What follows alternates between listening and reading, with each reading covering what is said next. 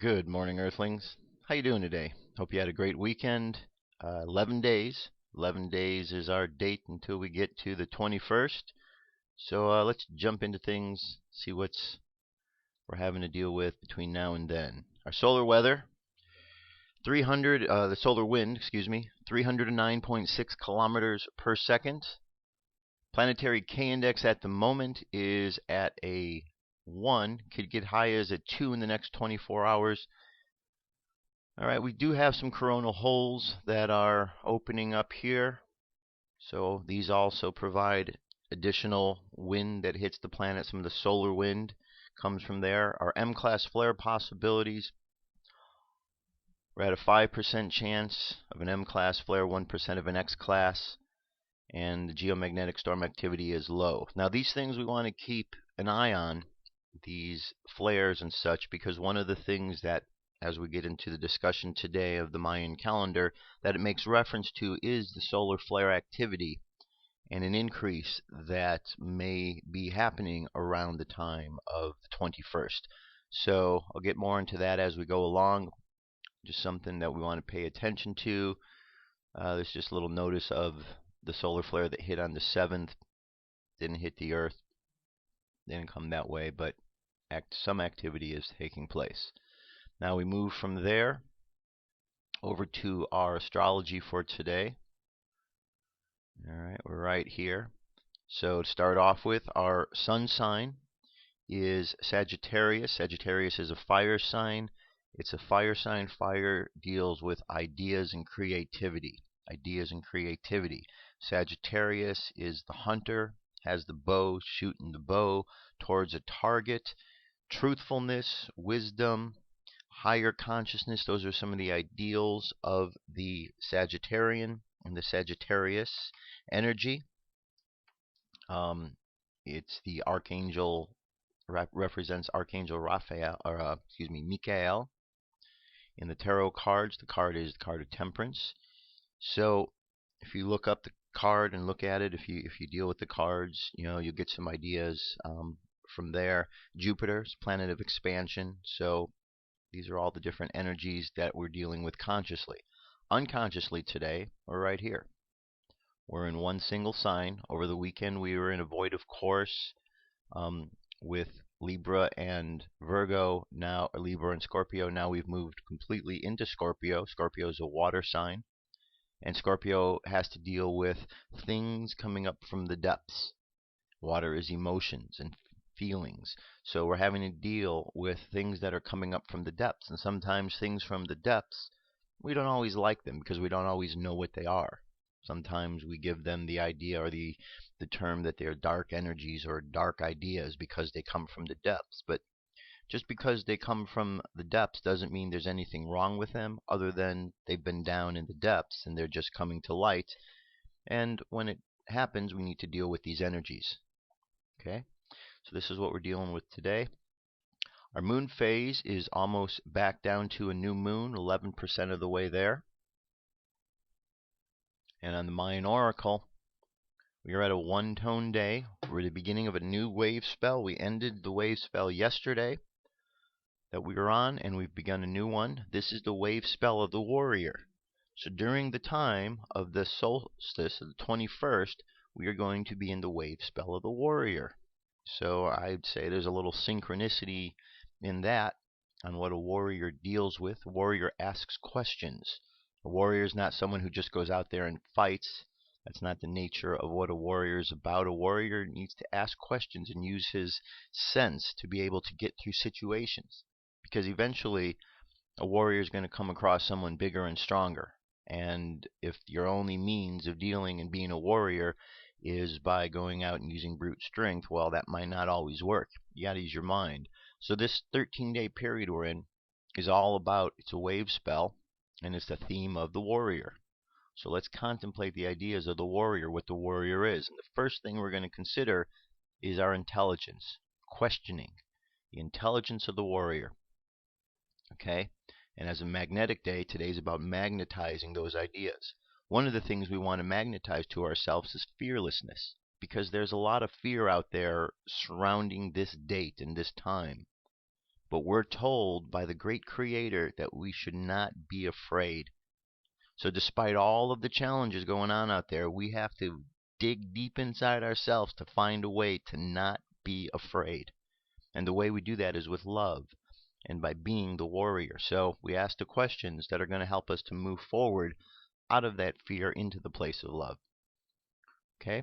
The phrase for today is I unify in order to question, attracting fearlessness. I seal the output of intelligence with the magnetic tone of purpose. I am guided by my own power doubled.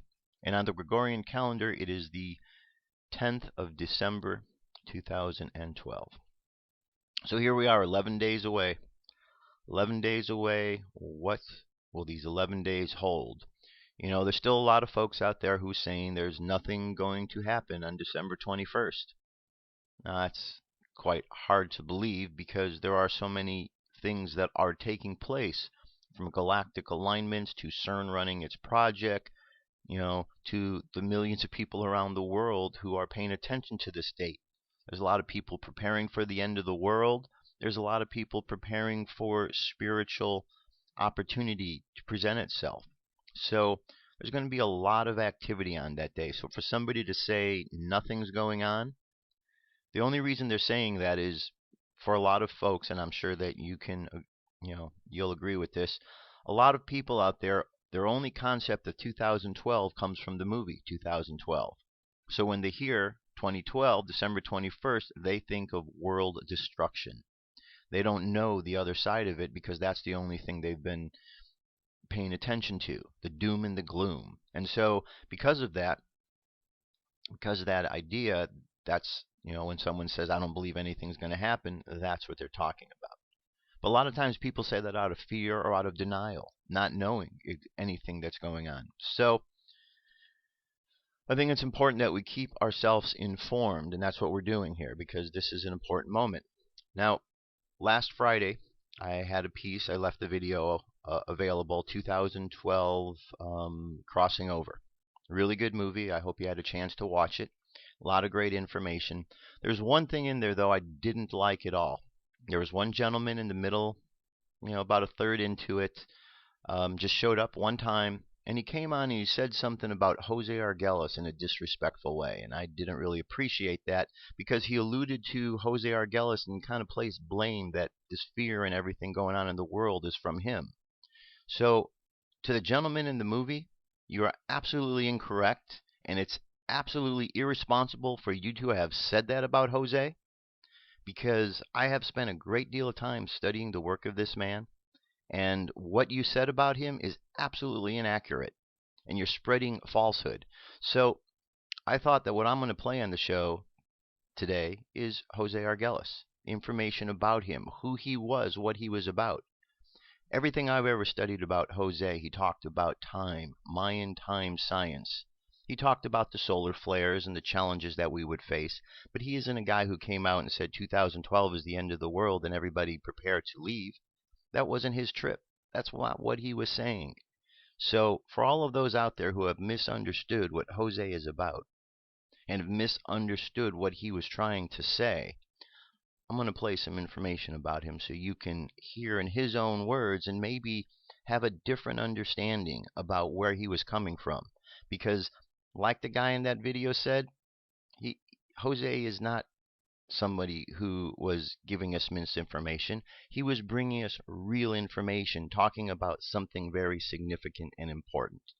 So, that being said, let me move on to this piece here. It's part of an interview with this woman, Betsey Lewis. I'm going to play part of it today, and maybe I'll play part of it tomorrow. Anyway, here we go. Jose Argüelles has been described as a golden-hearted, humble man, and he's also the author, artist, teacher, and the man behind the 2012 phenomena, who first introduced the date December 21st, 2012, into mass consciousness, along with the harmonic convergence of 1987.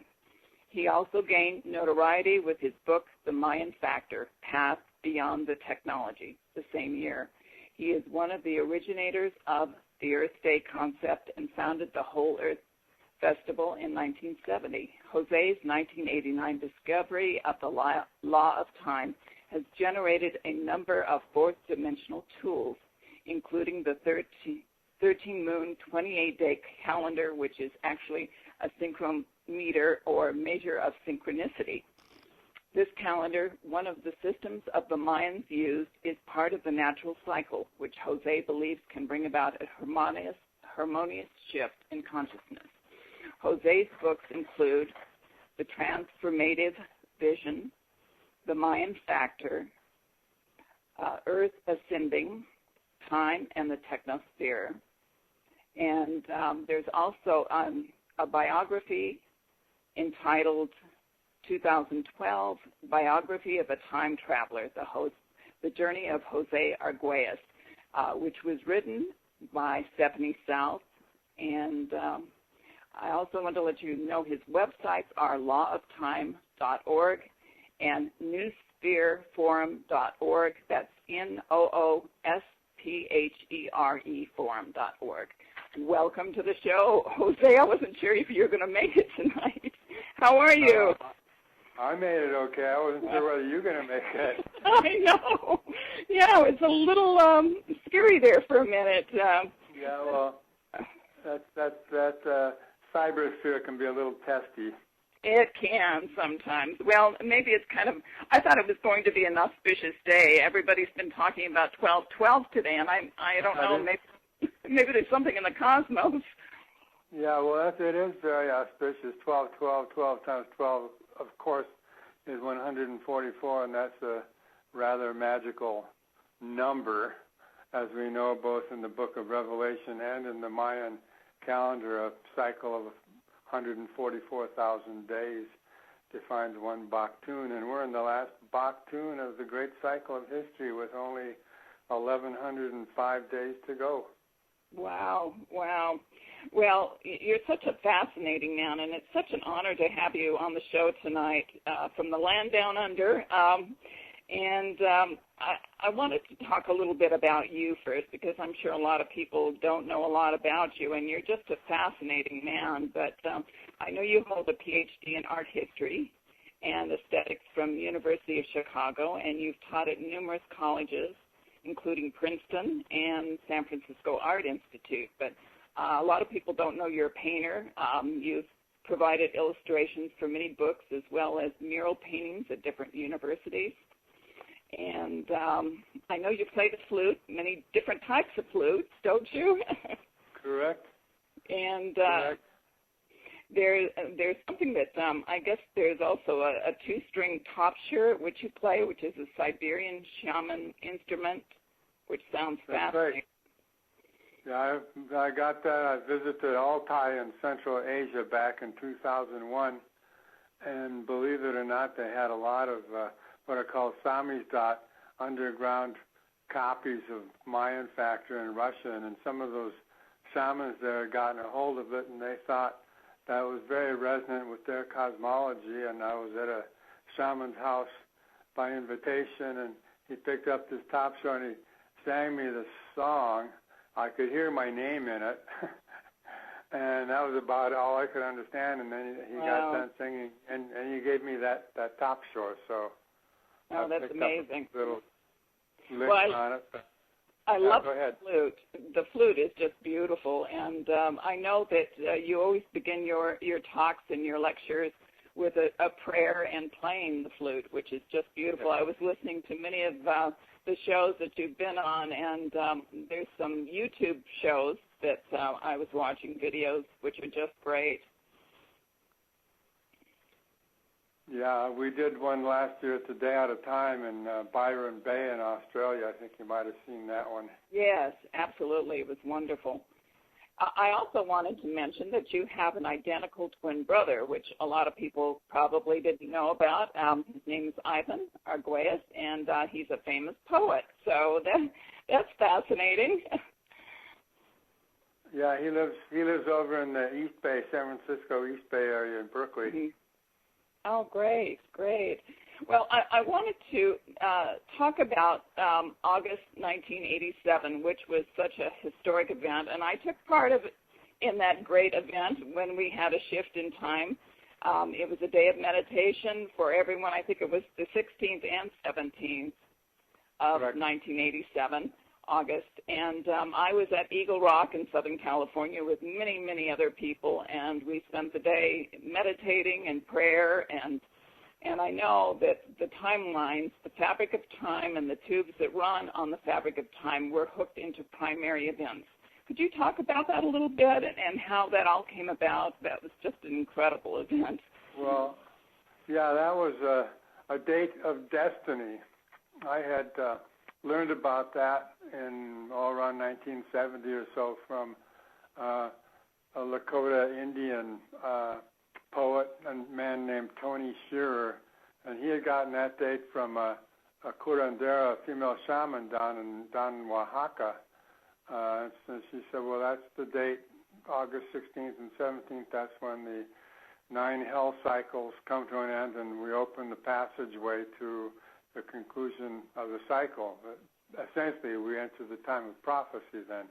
Well, those dates stuck in my head, and when it got to be the 1980s, I knew that I had to do something about that. I knew something deep in me was stirring. I had already done some research in my 1975 book called The Transformative Vision. You will find that I already noted the date 2012 as the end of the 5,125-year Mayan Great Cycle and the time of the collapse of our technocratic civilization and the beginning of something new. Well, in the 1980s, a number of catalytic events occurred for me. One of them was seeing the photographs of the face of Mars that when I met Dick Hoagland, Richard Hoagland. Oh, yes. He showed me those on December 1st of 1983 when we were both visiting with Marilyn Ferguson, the author of The Aquarian Conspiracy. That was quite a moment.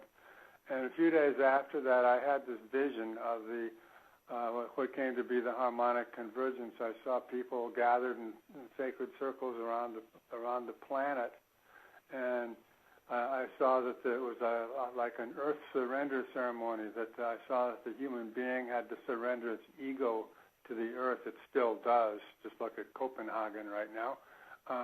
And that there should be a worldwide ceremony to commemorate that.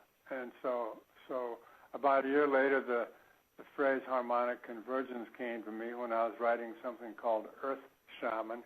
And so I knew that was the name of the event. I knew that's what it was called. I knew it was a cosmic moment when there was a type of pause in the resonant field of the Earth, and that a signal was being required by the higher intelligence from the Earth to show that we had the will to surrender to the Earth, to surrender our egos, to surrender to a higher cause, to a higher vision. So I started to put out the word, and of course that was the days before the internet. All we had was fax machines, right, telephones, and snail mail. Isn't that incredible? So there I was, a voice in Boulder, Colorado, and putting out the word, and somehow or other it caught, and the fact that it caught told me it was correct. My book, The Mayan Factor, came out in April of 1987, and suddenly, after that book came out, I was receiving phone calls from different media. The Wall Street Journal called me. That was the first big break on the story. I was very surprised. They said, haven't you heard everybody in Hollywood is talking about this? So they interviewed me, and then when that interview came out on June 23rd, well, that was the avalanche, and then pretty soon it was all over, not only in North America but all around the world. There were different events that occurred. People heard the call. They certainly did. Went. Oh, absolutely. It was just incredible what happened. And so many things happened after that, too. It was like apartheid ended. That was a little bit later, but the wall came down and right. Yeah, there was a big stock market crash that occurred 2 months afterwards, and all sorts of different things happened. As I pointed out in my book, The Mind Factor, and I kept saying at that time, was that this was opening a passageway to 2012. That 2012 was actually the conclusion of the harmonic convergence, and that we had this 25-year window to see whether or not we could realign ourselves with the natural cycles of the universe and save ourselves and our planet, or would we continue to just heedlessly go in our own materialistic way and destroy ourselves and the planet? Well, as you know, right now we are at a very, very critical moment. The yes. big meeting in Copenhagen, which is not doing too well. No. And probably won't. Unfortunately, as it becomes more and more evident, the world leadership is not really capable of responding to the actual nature of the emergency that exists on this planet. So once again, it is really up to the will of the people to determine how to handle this. And I think the main way to handle it is, as I had indicated with the first stage of the harmonic convergence in 1987, we have to surrender to the earth. We have to surrender our ego and our will to a higher vision. And that is really what's going to catalyze the kind of change that is coming in 2012.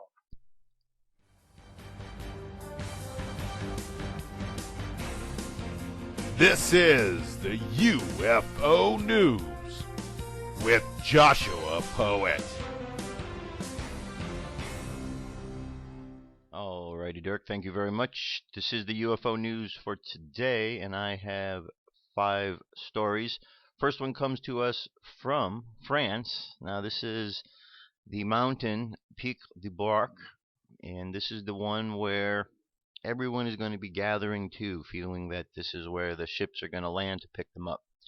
So, latest UFO sightings, a new video of a colorful UFOs making strange maneuvers above Pic de Bugarach in France. This footage was allegedly recorded on Friday the 8th. French officials recently banned access to the sacred mountain, which believers claim will be refuge from the Mayan apocalypse on the 21st. All right, so that's pretty fascinating. So, what do you think about these them trying to block the mountain? How successful do you think they're going to be in this regard? And if these beings on these ships want to come down to this mountain and they want others, do you think that the Earthlings are going to stop them? No, they're not. There's something bigger going on than what those trying to block this understand.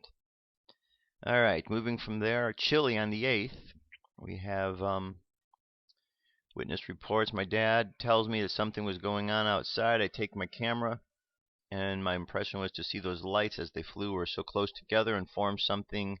Scared me enough and started recording. Moves the pile and keeps moving. Okay, so that's a lot of lights there. Okay, I think that's all one ship or multiple. Looks like they're probably all part of one, huh? Alright, moving on from there. Now we have up by the sun another UFO. This was on the 9th. Okay.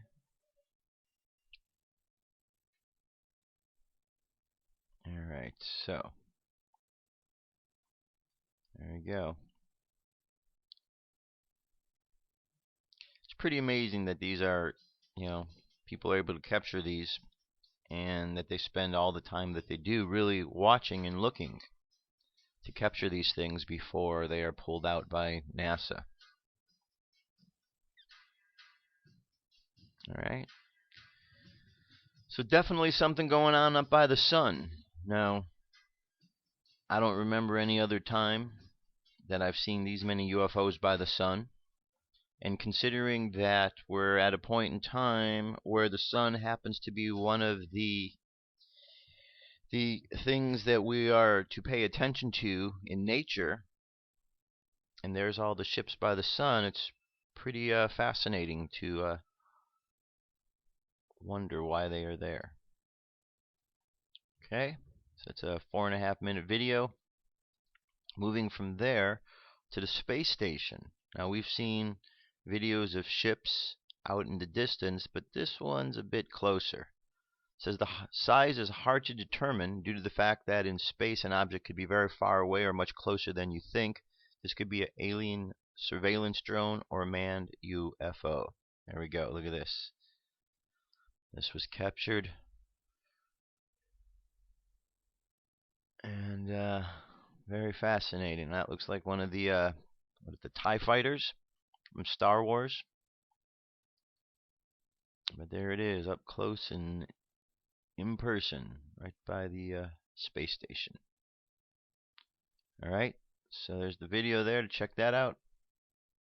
And the very last story, this is a pretty interesting one. A comment was made from Russian Prime Minister Medvedev that aliens are among us. It says one of 5 journalists who interviewed him complained about federal investigators arriving to search the home of a witness in an inquiry early in the morning.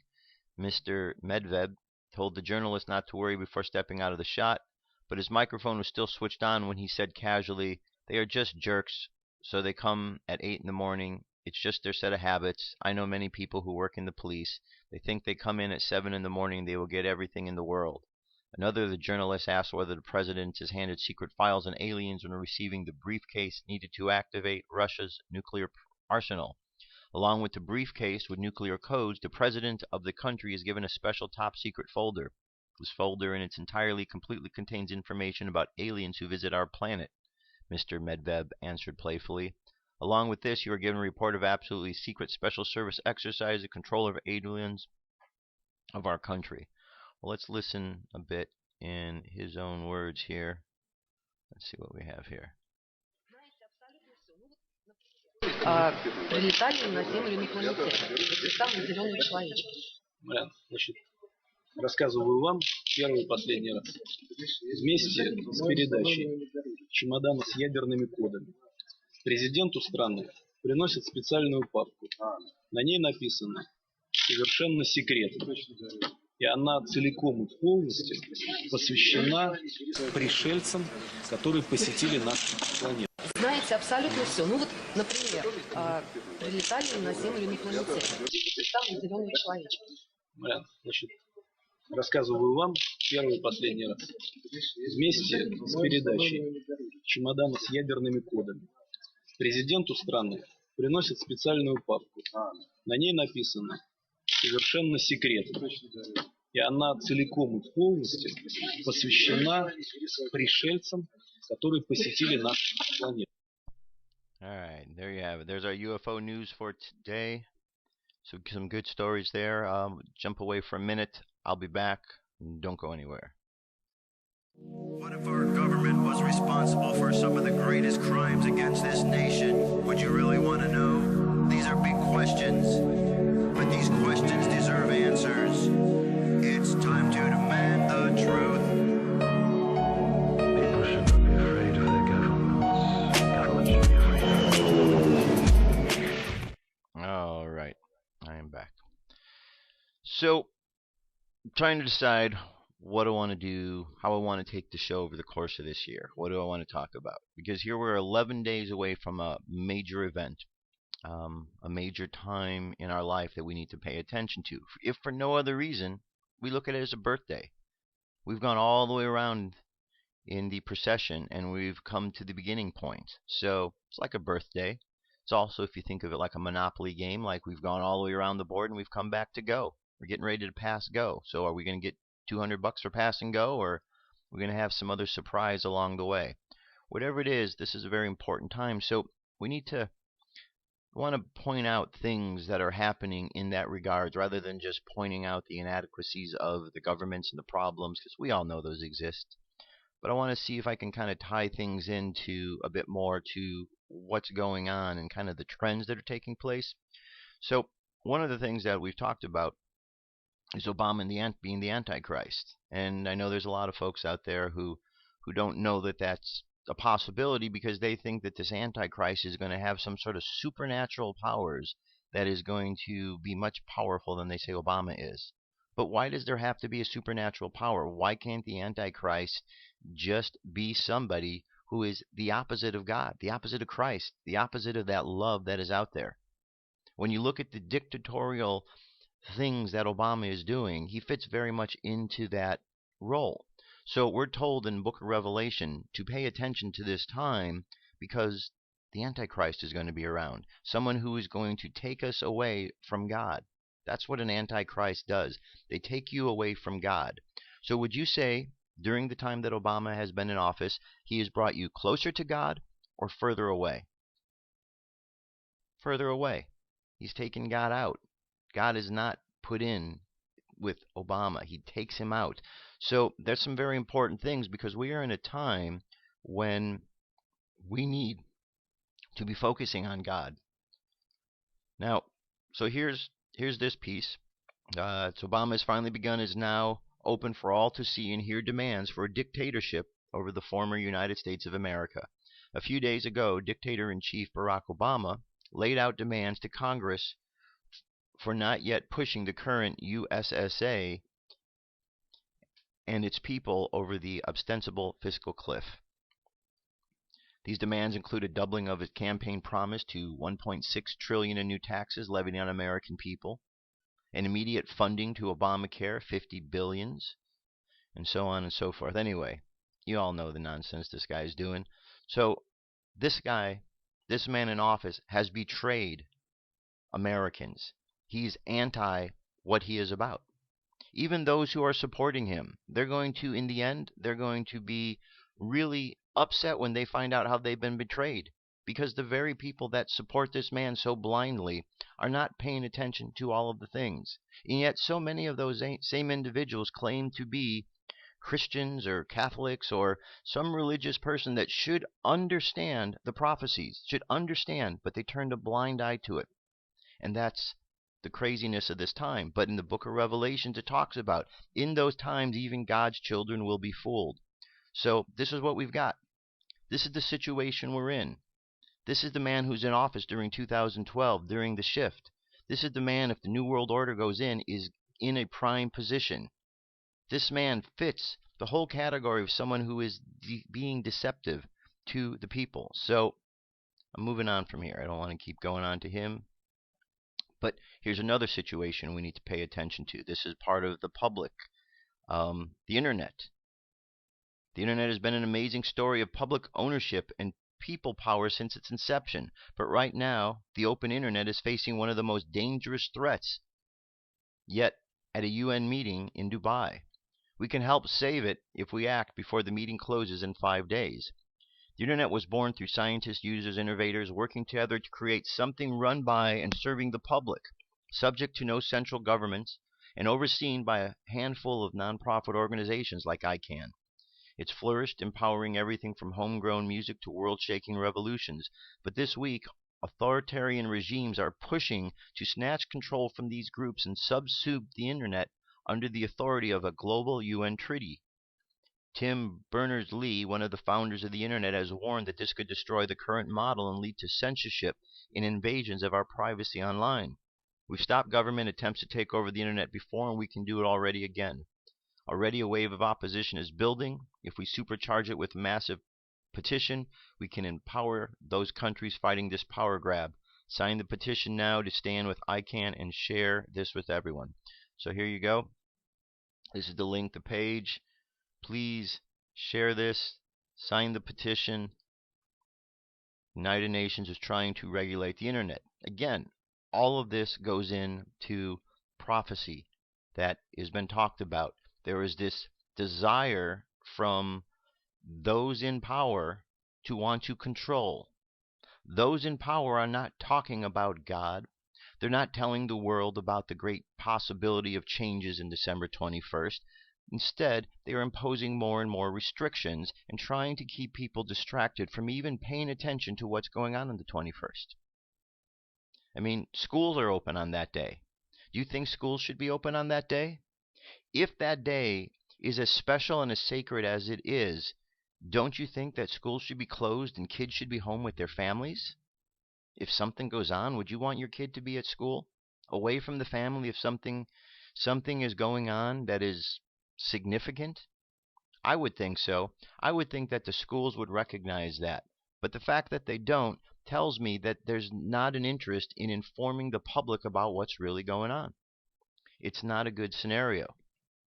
Not a good scenario. People need to pay more attention to this on a whole.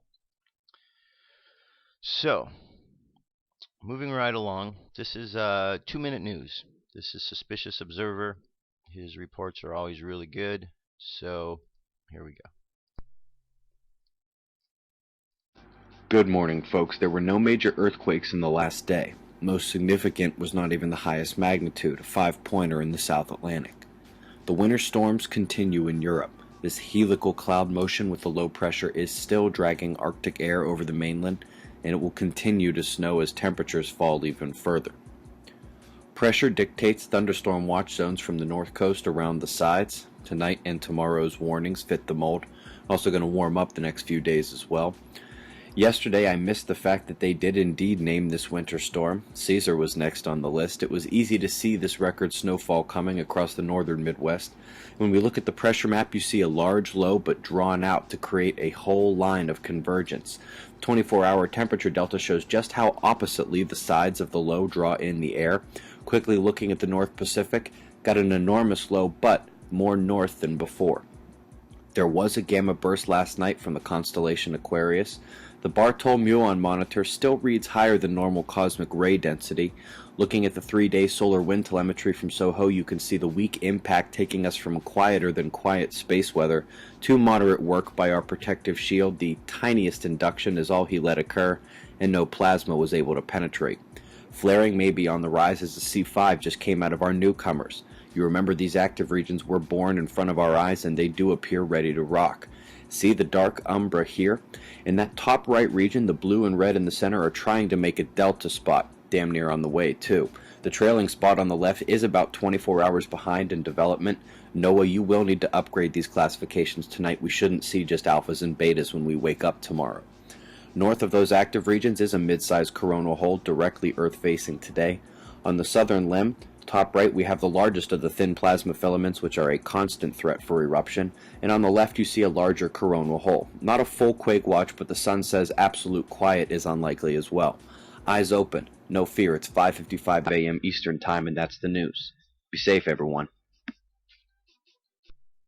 All right, very good, very good. So, moving from there, here's something that is of a concern. Okay. Now, even though there are folks that you and I know that say nothing is going to happen on December 21st, the good people working over at CERN, the Hadron Collider, they have other thoughts because they are going to be cranking up their machine to do their last round of experiments for a while between the 17th and the 21st. They obviously feel that this energy boost that we're going to get as we align with the center of the Milky Way, they obviously feel that this is important to helping them push forward with their experiments to maybe find some other results. But what exactly are they doing? Because as we've talked about, there's some really weird, ugly energy that comes from the government sources all around the world. They seem to have a very antichrist-like energy to them, an ideal to them. Perhaps Obama is not exactly the Antichrist, but perhaps he's just a marking point. So when we he was in office, that this is a time when there's not just him as the Antichrist, but a whole organization that is Antichrist-like, because we do see that.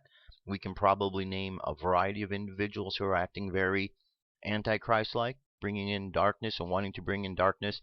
So I think that we have to look to these things as markers just to see the time period and consider the possibilities. So anyway, let me stop rambling and get on to the piece here. This is what's going on over at CERN. This is an article called CERN God Portal Exposed. This might be a bit strange and definitely food for thought. So this is Shiva. Shiva is a major Hindu deity and is the destroyer or the transformer among the Trimurti. Okay, that's Shiva. Now we're going to keep moving on. This is the demon god Cernunnos. Not a very nice guy. Okay. And we're going to go down. It says, we celebrate and honor Cernunnos as the green man in the spring and the summer, the light half of the year and the dark one of the dark god in autumn and winter, the dark half of the year. He appears in spring as the young sun, child of the goddess, embodiment of the budding, growing, greening world. In summer he is the green man, vibrant, pulsating with life essence, the consort of the green lady goddess. But it is in autumn, the dying time, that perhaps we see the horn god most clearly. He is the sacrificed one who, wounded until death, begins his journey to the underworld, returning to the earth from which he was born, and where the seeds of light released from his decaying body will quicken her womb with the new sun/sun once again. Okay, so now we're going to move on down here. It says the next picture is the Shiva statue, but look where it is. There's a statue of Shiva outside of CERN. Now that's kind of bizarre, don't you think? Goes on to say, some people out there say that CERN are trying to bring back the demon guy Cernunnos with their experiments, that they have connected the two together because Shiva stands for death, rebirth, and reincarnation. Also the names are alike. CERN, Cernunnos. Get it? The conspiracy folks these days will find any little thing to make a big deal of it. I mean, come on. All right? So, right there. But then wait, there's more. Take a look at the statue up close. This is a nice statue, very close likeness of Shiva, but the one thing I would change is the hat. I like the hat on the original statue, but they have changed it, and you can get a closer look. And as you look closer, you see that it is not. It says, I don't like the hat because it looks like it's a head, the head of someone. I don't like, oh wait, it looks like the demon guy Cernunnos. So you've got this statue out here, which he is saying has the head of the demon god on it. And there's references into there, right up here. Okay, so there's a lot more to the article, but that in itself is something of concern. What is it they're going to be doing with the CERN project? They're going to be running it during that time, and then they have this statue outside the front of the building, which has references to deities that maybe aren't the nicest. So, these are some of the scary things that are taking place. Now, these things aren't taking place by God. God's not doing this. Man is doing this. Man with an intent on doing something maybe ill-willed. Are they really? Do you think there's really the possibility they're trying to bring in some dark god into the planet? That would seem rather foolish, but I don't think I would put anything past the governments of the world, because when you hear the stories behind the scenes of the shadow government and who's really running these things, maybe those stories all have some merit and truth to it. All right, moving along from there. This next piece here is a reference for you on 2012 and what's going on with this alignment. Okay, this is John Major Jenkins, one of the researchers of the 2012 phenomenon. It's important to define what the galactic alignment is in precise astrological terms. The galactic alignment is the alignment of the December solstice sun with the galactic equator. This alignment occurs as a result of the precession of the equinoxes. Precession is caused by the Earth wobbling very slowly on its axis and shifts the position of the equinoxes and solstices 1 degree every 71.5 years. Because the sun is 1/2 of a degree wide, it will take this December solstice 36 years to precess through the galactic equator. The precise alignment of the solstice point, the precise center point, with the galactic was calculated to occur in 1998. Thus, the galactic alignment zone is 1998 plus or minus 18 years, which would be taking us to 2016, which puts us in 2012, right within that range.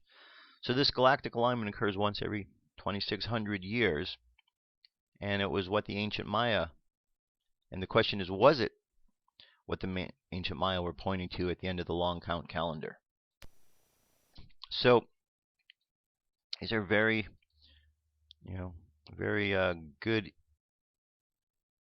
info on what's going on here. We see how the planet is going to dip through the Milky Way galaxy, and as it does, galactic synchronization. This is what Jose was talking about. Galactic synchronization is a term coined by Jose Argüelles in the Mayan Factor, in which he calls the current period in time an era in which the ascension process begins, or possibly a time for us to make evolutionary leap to the next dimension.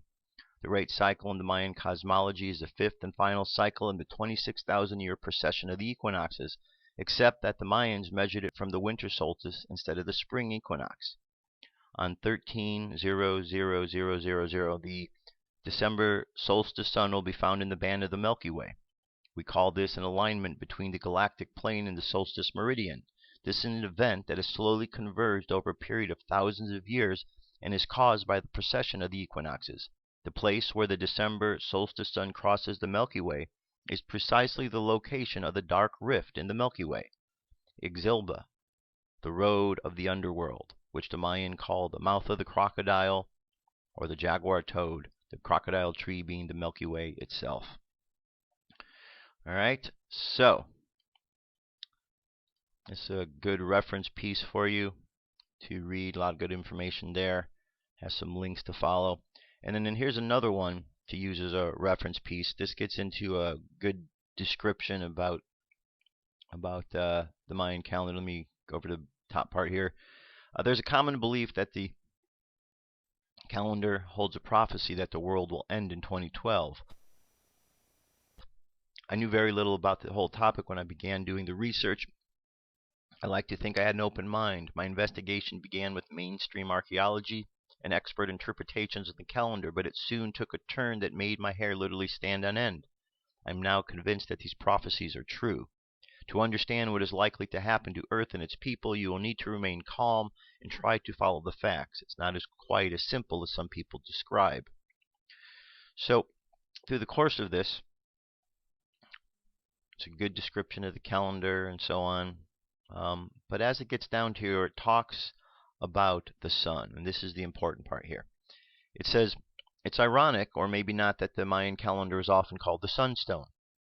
While the calendar does have solar days acknowledging the 365 days it takes for the Earth to rotate around the sun, it is also true that the sun plays a key role in the final day of the long count. To understand what will happen to the sun on December 21st, 2012, we need to review some scientific terms like ecliptic, barycenter, and sunspots. So a barycenter, barycenter is no doubt heard that the Earth revolves around the sun. Well, exactly, that's not quite true. Have you heard the term center of gravity? It's a technical sounding term for something pretty simple. The exact center of a material that makes up the object. So if you have a straight stick, a ruler, and you find that balancing point. And it goes on to show that if you have an object like a hammer, that one side is more unbalanced than the other, that center point of gravity isn't necessarily going to be in the center, but it's going to be closer to the heavier part here. So it's giving these examples. And then it gets into the planet Jupiter. And it talks about the planet Jupiter and how it revolves around, and as it revolves around, how it affects the sun revolving around its point, which isn't necessarily exactly in the center as well, just a little bit off. And as it revolves around, it talks about the effect upon this. Goes on to say that as Jupiter revolves around the sun itself actually revolving around this slightly off-center point located just outside its center. Thus, a planet the size of Jupiter will make our sun appear to wobble a tiny bit. This picture shows that the center of mass and barycenter can be slightly different. And it gets into talking about how the electromagnetic effect as Jupiter gets closer, how it does affect our sun. And so just keep going down here, and it shows that during different positions of the planets, when Saturn and Jupiter are on both sides of the sun together, it's a time when the sun's activity is very low. However, when they're on opposite sides like this is a time when solar activity becomes at its maximum.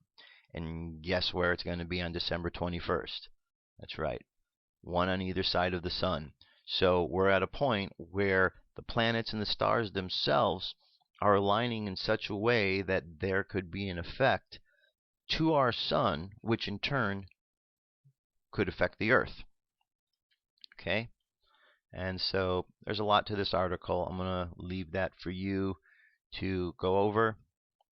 But that's kind of the gist of what's going on. So we got a situation that the sun's being affected. We've heard this over and over and over.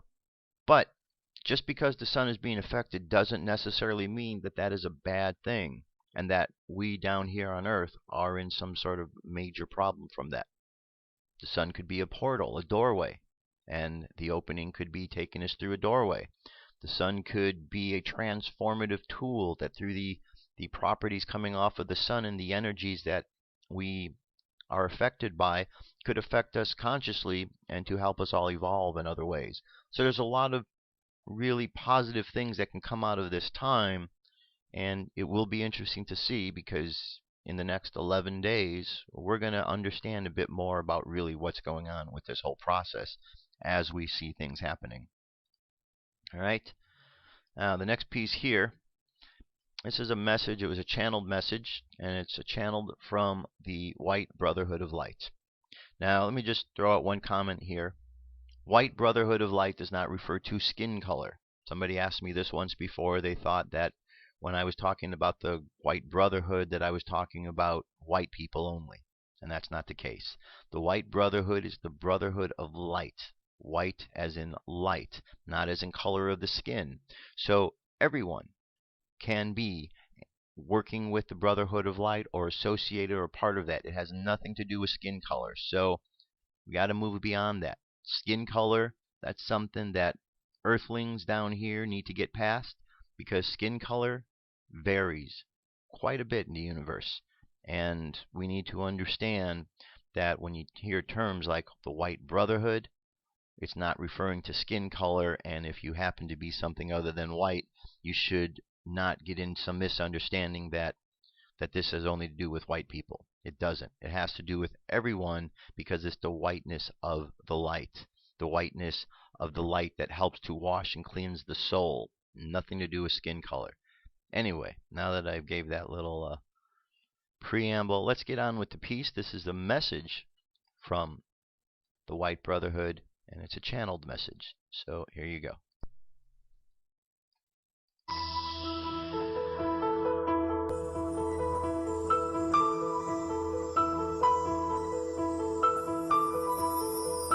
Message from the White Brotherhood of Light, channeled through Mary Carroll.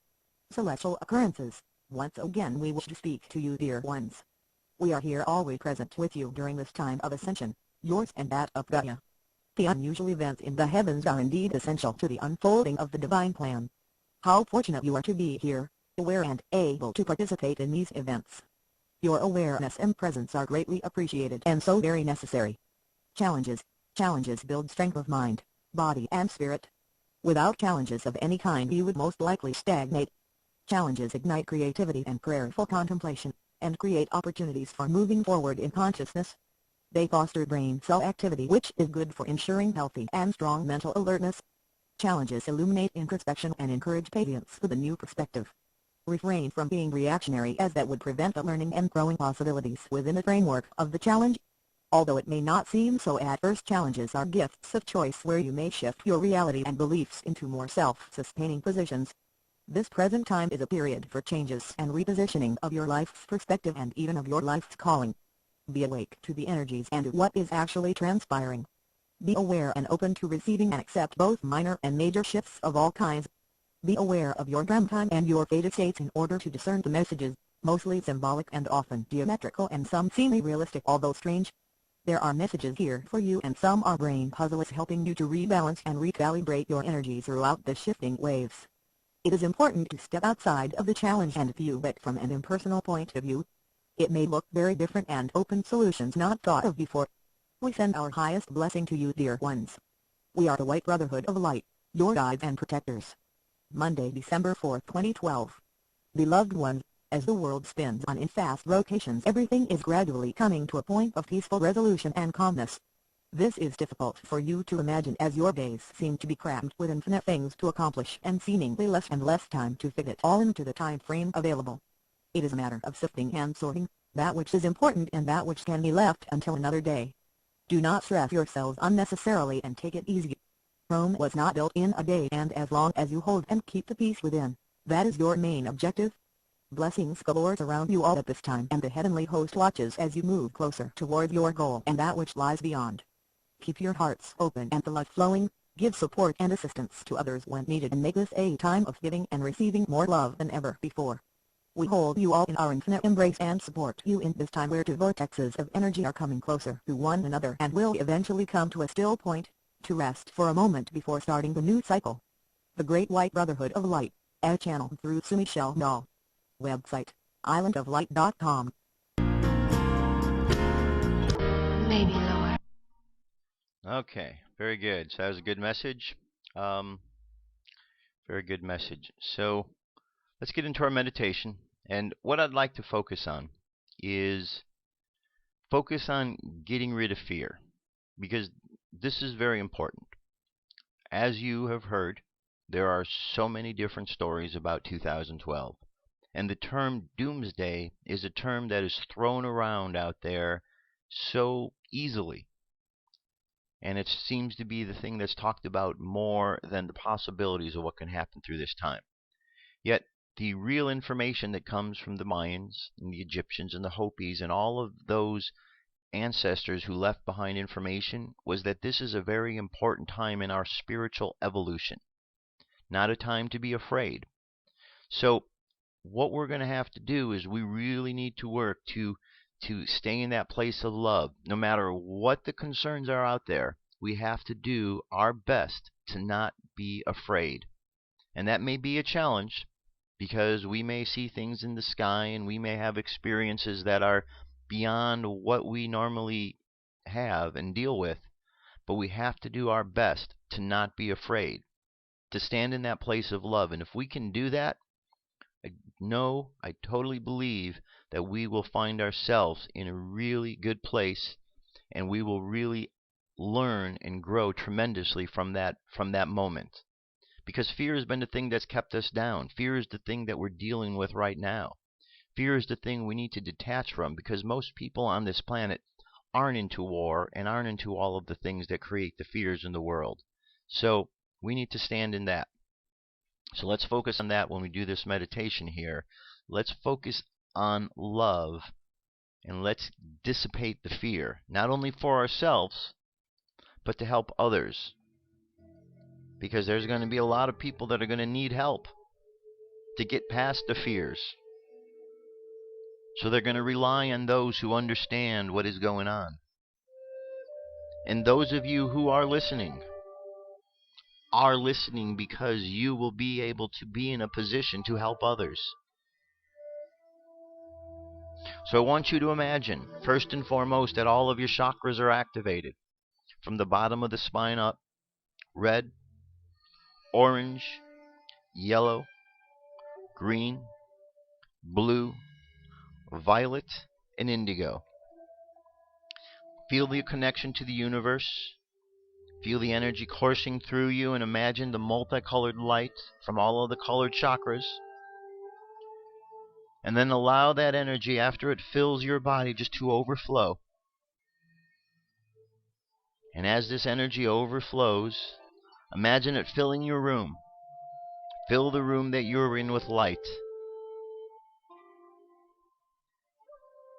And then as the room gets filled with light, let that light of protection extend out further. Let it extend out into the city where you live. And then further yet out into the state. And then out into the country. And then finally across the sea to all of the other countries around the world. Now as this light and this energy flows from you, imagine filling this with love. And as this wave of love is being sent from people all around the planet, imagine this wave of love washing over the earth. And as it washes over the earth, it cleanses away the fear. Imagine yourself walking around and talking to others who are fearful. And imagine talking to them about love. Perhaps giving them a smile.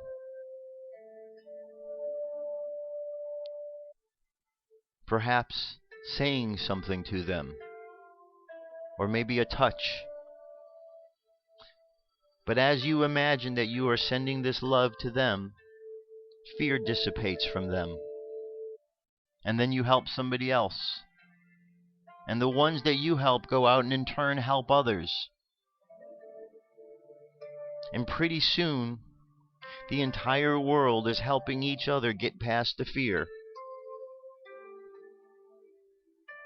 And as we get past the fear, we rise above the consciousness of fear, and we reside in that place of love.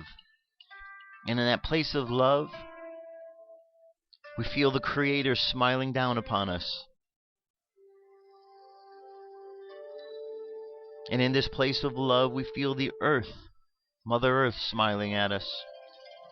And we understand our place in the universe. It's simply to be love. Simply to be a point of love in the universe and to share that love with all other things. Because all things exist purely out of love.